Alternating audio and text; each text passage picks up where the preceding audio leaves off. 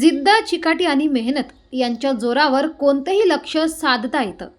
राज्यातील परळी शहरातल्या एका अत्यंत सामान्य कुटुंबातल्या आरती बोकरेनं हे सिद्ध करून दाखवले. महाराष्ट्र लोकसेवा आयोग परीक्षेत आरतीला कमालीचं यश मिळालं असून ती आता अन्न व औषध अधिकारी बनली आहे. आरतीने 2023 मध्ये ही परीक्षा दिली होती. त्याचा निकाल नुकताच जाहीर झालाय. हा निकाल पाहून केवळ आरती आणि तिचे कुटुंबीयच नव्हे तर संपूर्ण परळी शहरवासी आनंदी झाले आहेत. आरती बोकरे ही परळी शहरातील भीमनगरमधील सर्वसामान्य कुटुंबातील असून तिचे वडील एका खासगी दुकानात हमाल म्हणून काम करतात, तर तिची आई महापारेषण वीज पुरवठा केंद्रात कंत्राटी सफाई कामगार म्हणून काम करते. कोणत्याही क्लास आणि कोणाच्याही मार्गदर्शनाशिवाय आरतीने स्वतःच्या बळावर हे यश संपादित केलं आहे.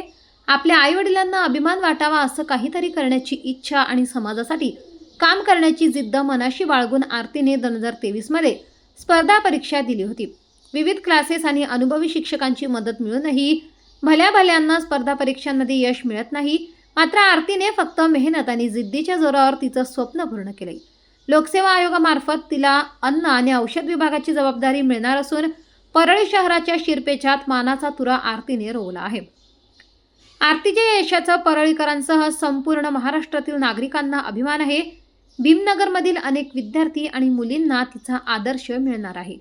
सर्वसामान्य कुटुंबातून येऊन तिने ही गरुड झेप घेतली आहे.